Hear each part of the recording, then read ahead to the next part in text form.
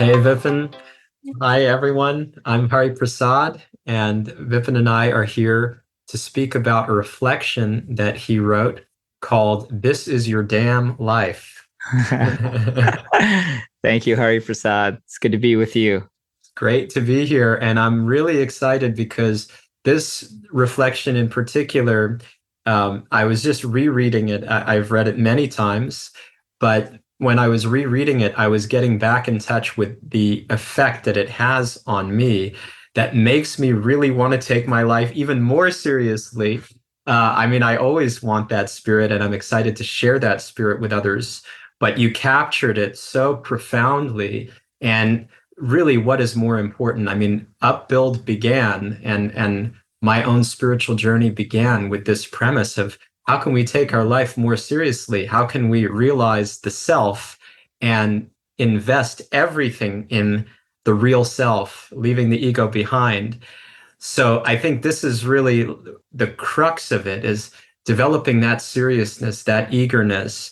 And yeah, I can't wait to discuss with you and share with everyone.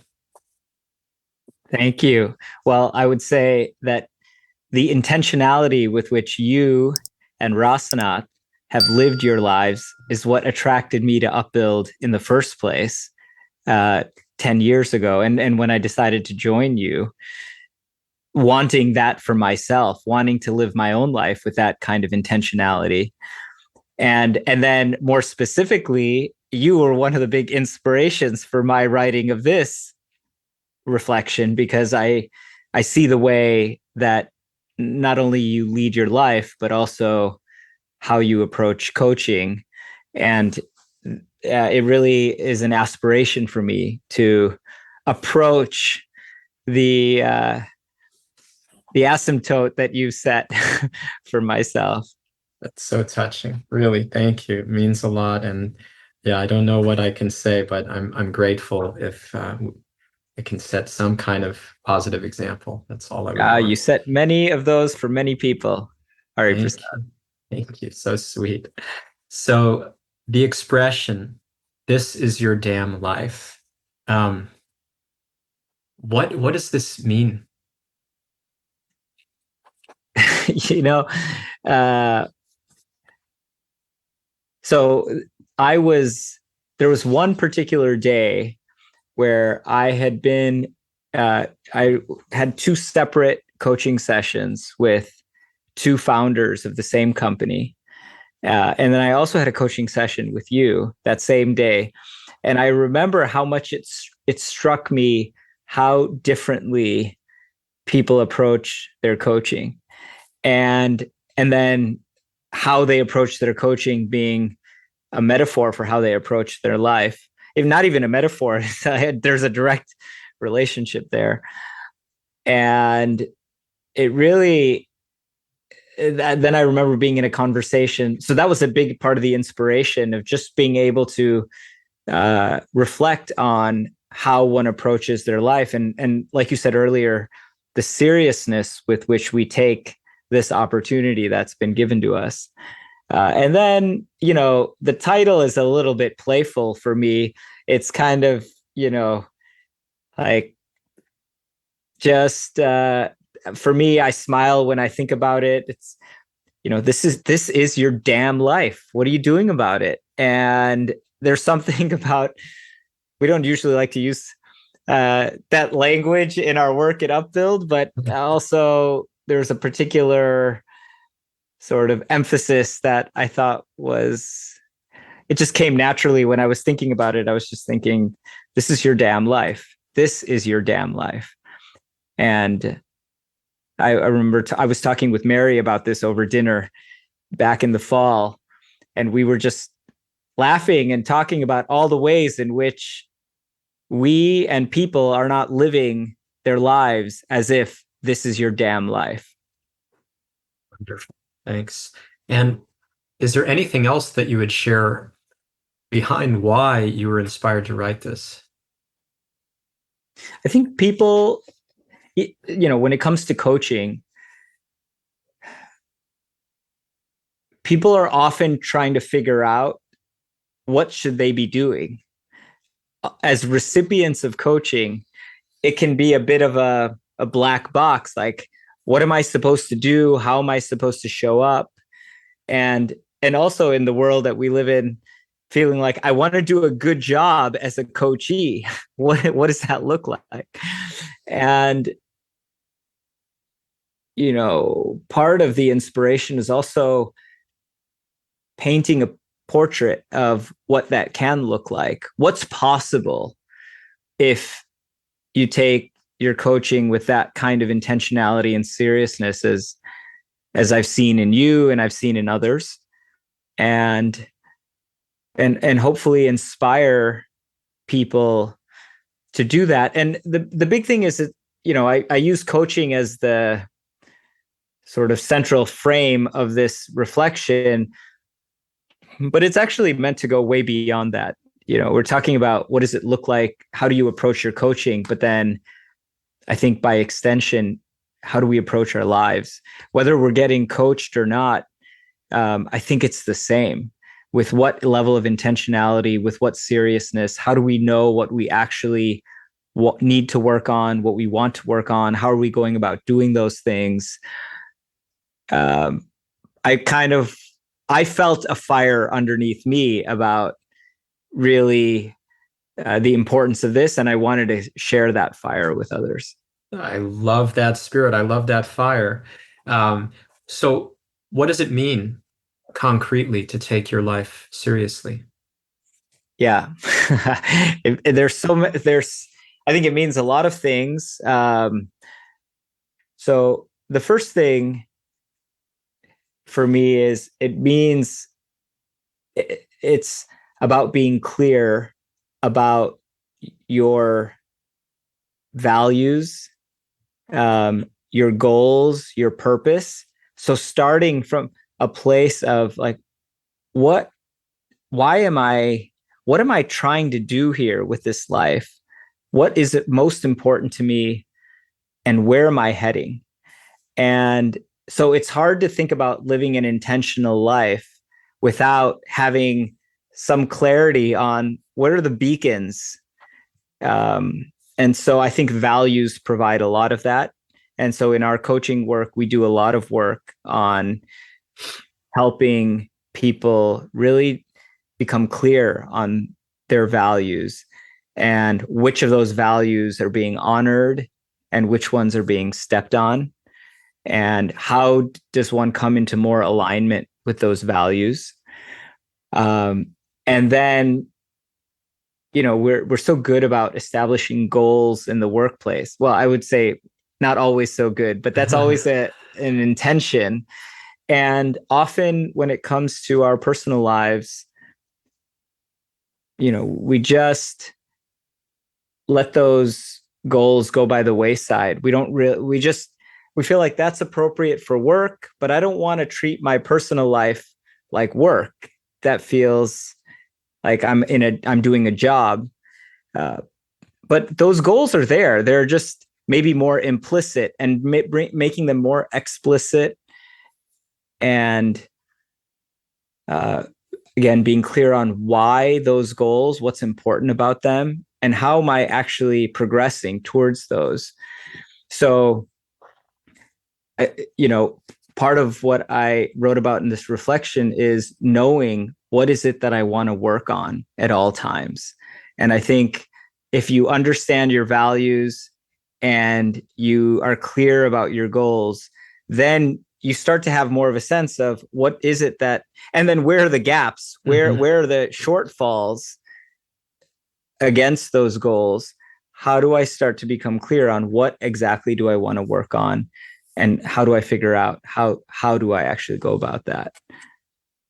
Yes, yes. And it's even bigger than just your personal life, because your work life is in the context of your life at large, right? Your work is a part of your overarching life. So where are we going with this life period? It's not just like, well, I have my work life and my personal life, and I do it at work and I don't do it in my personal life, perhaps. But it's like, what is the overall trajectory of everything? That's what I'm seeing. Yeah, absolutely. Yeah, these aren't separate lives, and they're one is a subset of the other. So yeah, how does my work make sense in the context of my overall life? Hmm. And now, if somebody is so clear that I want to make $1 million, and even I have like, I've smart goaled it, I have it's realistic, it's actionable, it's time bound, all of that stuff. Is that taking your life seriously? Because I know what I want to work on. I've determined my values. Is that taking your life seriously? So I think the question you're asking is, are there certain goals that you'd consider aligned with taking your life seriously and certain goals that are not? It's not just about having goals. I'm curious if the idea about having goals and having values clear means that you're taking your life seriously, or if it could be that you have those and we're still not yet there. So, I mean, the thing is, when I think about taking your life seriously, it's about internal work that you're doing. Hmm. And the goal that you shared about making $1 million is really an external goal. So I might have goals of I want this type of job, this title, this house. That's not really about working on myself. And when it comes to coaching, all of the work is really centered around how am I working on myself? And that's really Hmm. inner Hmm. work. There may still be an external goal that's part of the coaching process, but part of the work of coaching is to understand what work do I need to do on myself. And in the process, maybe that goal changes, or maybe it becomes a byproduct of some deeper work or goal that I might have. That's so helpful. Thank you. Yeah. So what happens when people don't take their life seriously? I think for many people, they're just sort of reacting and responding to what is happening to them. And it's very easy also to start to feel like, well, life is happening to me, and I'm sort of just an actor in the play. And I'm sort of bounced around, um, and I'm just going with it, seeing what happens and hoping for the best. Uh, and so it goes back to what we were just talking about, where when I'm just focused entirely on the externals of my life versus the internals. And so, I go about my life having focused and been fixated on all of the external manifestations of what it means to live a good life. And there's so much discovery of my inner world that I have left to, the wayside. Yeah, I really appreciate that. Yeah, I mean, ultimately, I don't actually discover who I am, but I live a life that's governed by the ego, which tells me who I think I should be. And then I evaluate myself accordingly. And whether I do well or whether I do poorly, it never satisfies because it's not really me.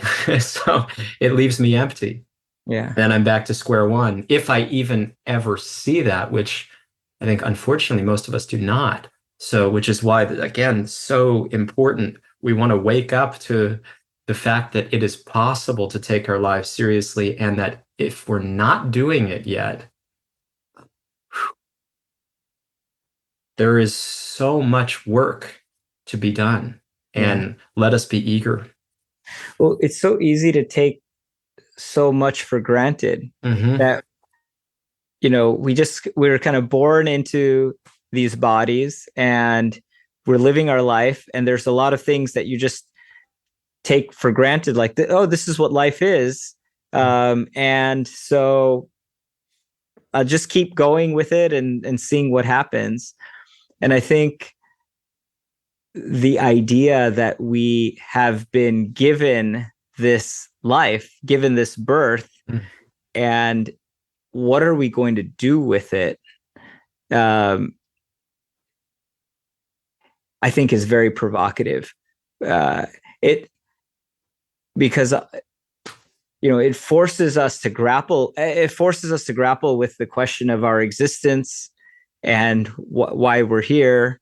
And there's we've been talking about this in our program, Remembering Who We Are, that in many ways, death brings a lot of meaning to life, and we are able to we sort of most of us live our lives with death. We keep death quite far from us, and so we're just acting and behaving assuming that we're going to live forever. And then all of a sudden we come upon death's door, and we have a lot of questions about how we've lived our lives and the choices that we've made. And so I think the idea of really being more aware of what we've been given and this opportunity that we have is actually keeping that idea of death much closer to us, and realizing this is not going to last forever. And I do have this opportunity to impact a lot of people, the lives around me, to serve people that I've been so fortunate to have come into contact with. So, yeah, I think, otherwise we could just go on assuming that this will continue, and being unaware of like how precious the opportunity we have is. Yeah, I'm right there with you. In Eastern wisdom, it's said that those who are wise keep death always close. And that then really shapes how we view our life and how we utilize each moment. Of course, the popular expression in the Western world is live each day like it's your last, although that gets confused with let me go out and enjoy as much as possible, eat, drink, and be merry, for tomorrow we die. But then, you also have the Ernest Becker approach. Ernest Becker wrote The Denial of Death, and he really uncovers how every fear and everything that we need to work on is correlated to this one thing, death. And the problem is we don't even look at it. Mm-hmm. We don't acknowledge it. We shove it under the rug. And we may even say, yeah, I'm not really afraid of death. But that's not true. We haven't gone there enough to be able to even determine whether we're afraid of it or not. So I really appreciate the profundity that you brought in with the question of death. Yeah, thank you. So when we're wanting to take our lives seriously, and you mentioned about people not taking their lives seriously and the cost of that. What are some of the things that prevent us? You outlined in your piece a bunch of things that you observed that prevent us from taking our lives with seriousness. Now, there's some nuance here, which you can also speak to. But I was very struck by that section where I saw a connection to the seriousness of our lives and some blockers. Yeah. Yeah. Thank you. So I was writing about this question that I usually ask in the beginning of every coaching session, which is, what would you like to work on? And what I was writing about is, even though I ask that question every time, there are still people who join our coaching sessions not having thought about what they'd like to focus on, or just not knowing what they would like to work on even after thinking about it. And so I was thinking about this for myself, and I think that can happen for a few different reasons. And I think these are, as you said, there's some nuance here. The reasons why someone might not have an answer to what they would like to work on is is often similar to why they might not take their life seriously in the way that we're talking about it right now. Yeah, yeah. And so the first uh, sort of reason why I think this can happen is that the person is just unaware of the areas of their life that need attention. So when you ask them, what would you like to focus on, or what would you like to work on? If you this kind of goes back to the beginning of our conversation. If you are not sure of the work you want to do on yourself and the goals that you have for yourself, your inner work, and the kind of gaps there, then you haven't really invested in, what are the areas of my life that need work, that need attention. And so I think, especially when we're focused on the externals, it's easy to be unaware of what internal areas of my life need attention. Does that make sense? Yeah, totally. Yeah. Totally. Um, Sometimes I think the other thing I mentioned is that people may be aware of what those areas are, but they may not understand that that is very much inside the scope of coaching. They may not understand the scope of coaching. And so I think the way this relates to the broader idea of taking your life seriously is, one may know, but I might be aware of areas of my life that need attention, but I actually don't know who to talk to those about, how to get help in those areas. And so I just sit with that myself. We all need help, Hmm. whether it's, in the form of a coach, or there's so many different types of help we can get on working on ourselves. And I actually don't know who to go to and how to get that help.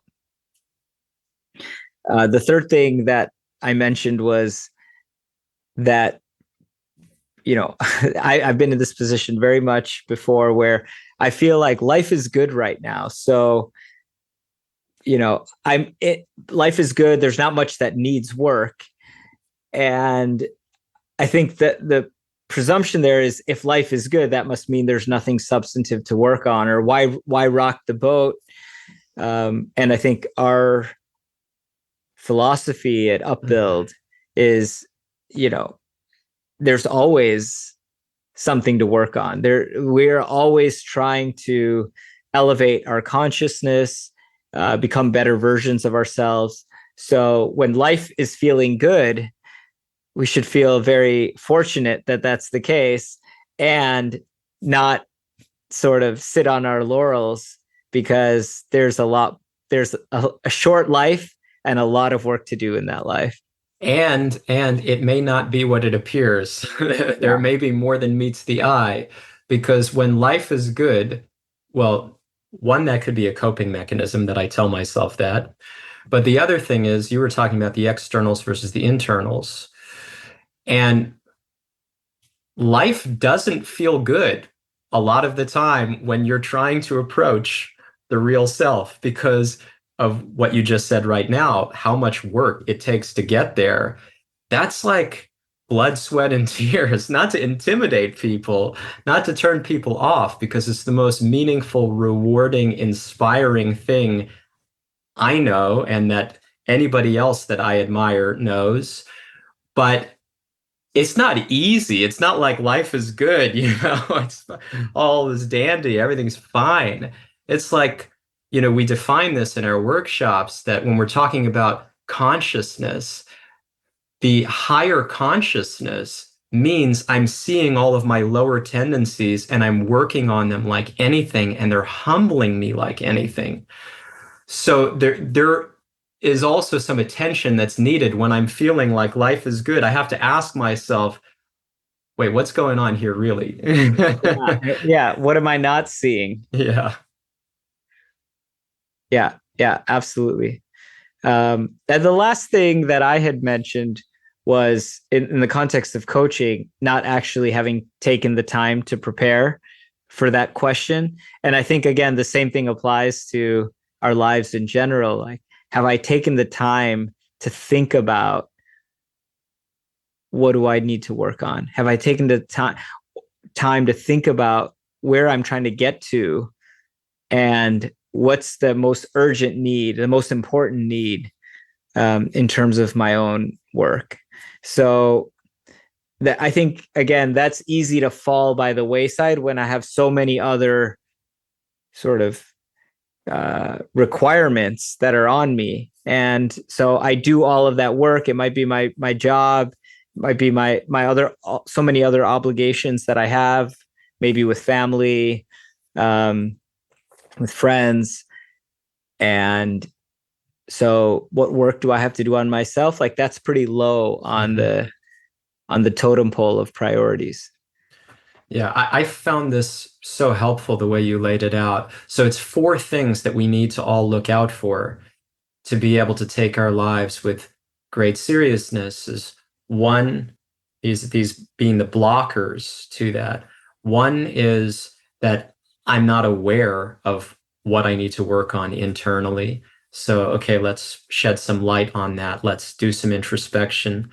Second is I'm not aware of the need for help or who can help me and what is the context for that. So then that also requires some exploration.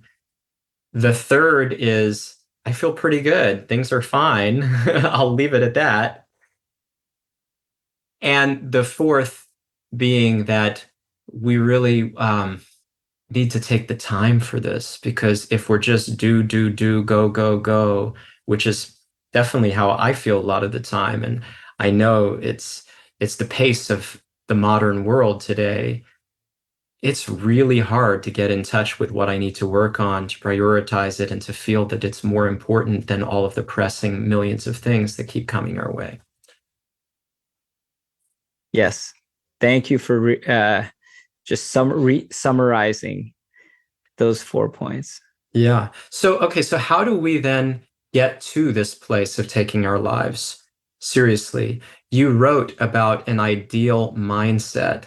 Can you share with us? Yeah. Well, that ideal mindset was really inspired by you. And I was trying to describe your mindset when it comes to coaching. I And so, feel very shy right now. yeah, well, I think you didn't ask me that question with expecting me to uh, sort of appreciate you specifically, but I think that that's really where that was coming from. And the point that I was making is there are people who know what they want to work on, and there are people who don't, and that's a distinction.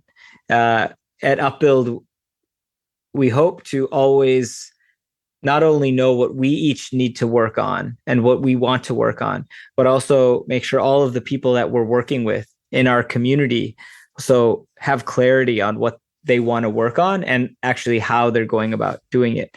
So I started with that distinction, and then I put you in a sort of category all by yourself, because I think that the way that you approach coaching is, I would say, pretty distinct from anybody that I've had the privilege of working with.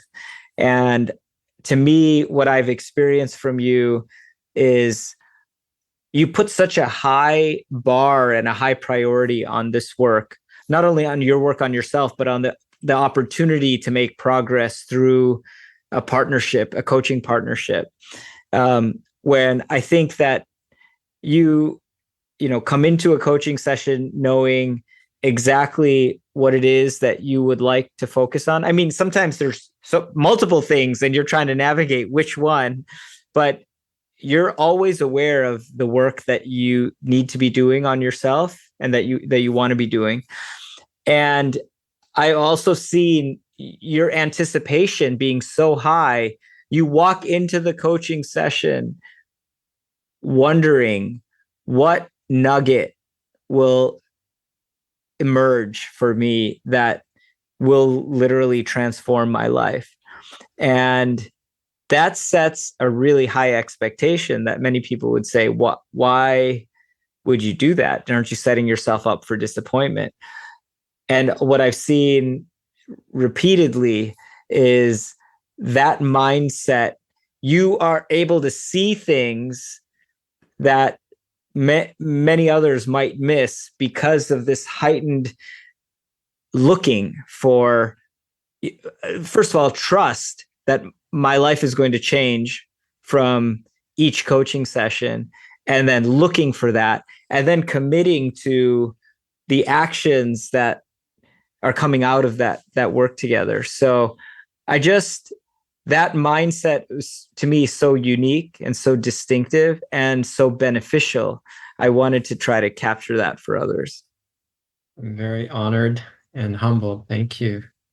Um, yeah, you use this expression, expect miracles. And I hear my guru, Satchidananda Swami, saying that a lot, expect miracles. I've also encountered this premise from Soren Kierkegaard early on in my journey in 2006, which then led me to monastic life and the work of Upbuild. And the idea from Kierkegaard is really to expect the unexpected, come in with a certain frame of mind, mindset that will open up new possibilities. And you describe that a bit in the piece. And it's intoxicating to think about going in with that kind of expectation all the time. It's also very intimidating because it's easy to get let down. So, my question is, why should we expect miracles and not just go the more reliable route of under promise and over deliver? Yeah. Yeah, I agree with you. In fact, I think it's probably more intimidating than intoxicating, although I feel I feel the intoxication of it myself. Um, because our expectations affect our experience of our lives, not just our experience, but they affect our lives. Um, so it's not a free strategy to have low expectation, under promise and over deliver. There is a real cost to that, and we often don't recognize that cost because it's like, well, if I set my expectations really low and don't expect anything, then I can always exceed that. And so the question is, you you know if miracles are up at the top of this vertical uh, scale, and setting the lowest expectations possible are at the bottom, you can sort of operate by just constantly exceeding the low expectations and then feeling like, okay, well, I'm happy because I'm exceeding those expectations. But on the scale of what's possible, you may still be farthest away from your potential. And to me, the idea of, so our expectations do have a huge impact on our experience, and we could see this in various realms, that that I've experienced myself.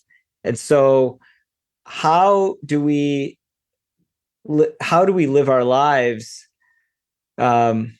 with greater expectations for what's possible, and do that in a way without feeling entitled to those expectations, but sort of the idea of expecting miracles. What I've seen, I think, over and over again, is the people who expect miracles, somehow they invite those miracles into their lives. And if we have really low expectations, that's also what we're inviting into our lives. Yeah, seek and ye shall find. If you don't seek it, you will never find it. It doesn't just happen like that. But setting the bar very low means we may reach it, but that's all we will reach. We will never go beyond. And I mean, even in material terms, you see, forget about the inner work for a moment, but athletes and people that accomplish great feats, they're always pushing themselves above and beyond. And that spirit is needed to excel in anything. And it's absolutely needed for the most important, most difficult work of uncovering the real self. So there's no question about it. And of course, setting the bar also has to be reasonable and one step at a time. We'll come to that in a moment. And I do, in some ways, like to underpromise and overdeliver in that context, but always with my eye on what is possible, what's the potential. And again, there's another expression that comes to mind: shoot for the stars, you'll at least end up in the sky, But if you don't shoot for the stars, you won't even go in that direction. Yeah, yeah. It's so funny. I was thinking about that I think same phrase. I've heard it as shoot for the moon and you'll end up among the stars. And so, Okay, yeah, like, yeah, I mean, but you have to aim really high. yeah. And even if you don't hit the mark exactly, you will end up in a different realm than if you shoot for 10 feet above you. Yeah. So, what is our next bite-sized step? What can we do to help take our lives more seriously and get closer to the beauty of the real self and our best experience of life? Yeah. I think that the idea that to expect miracles and really envision my life of what's possible can be very overwhelming. And it can also be intimidating, as you said. So to me, it's very similar to how we approach all of this work in coaching, which is, you actually just said this. What is my next step? The idea of like working on myself without knowing where to start is very, very overwhelming. And to start, if I can start by identifying what is one area of my life that I would like to grow in internally, what is one specific and that may be about relationships that I have and how I'm showing up in those relationships. It may be um, areas of my life where I don't feel like I am living with complete integrity or alignment about who I am. I'm showing up with a mask on, trying to be someone that I think other people want me to be. And just there, for most of us, if we do this work, we'll find many many rocks that we have to look underneath. But starting with what's one that is quite present for me, and even there, that alone, just bringing awareness to this is something that I know is true for me that I would like to work on, I think can be the most helpful thing in taking this large Mhm. Sort of challenge and making it smaller. And to me, the way that you can start to expect miracles is when we take something and then we start to work on it one baby step at a time and we start to see progress. It gives us a lot more confidence that, wow, we're able to change ourselves with some attention, intention, work, and it starts to kind of build momentum. And then I think it can go from, this is to fast forward, it can go from intimidation to intoxication, because the idea we get intoxicated by progress and progress on ourselves. What could be greater? Beautiful. So, we want to take our lives with maximum seriousness. We want to expect miracles in that process and start with one thing that we can work on in that direction and keep that work going and see what's the next thing and what's the next thing, what's the next thing. And before we know it, there will be transformation, hopefully, that is marked, that is visible, at least to us, or at least to other people, if not to us. Sometimes it works like that. But yeah, I feel very encouraged and inspired. Thank you so much. Thank you, Hari Prasad. Thank you for asking all your questions and being so invested in uh, what I shared and how it's impacted you. It's my great pleasure. Thank you, Vipin. Thank you to everyone listening. All the very best.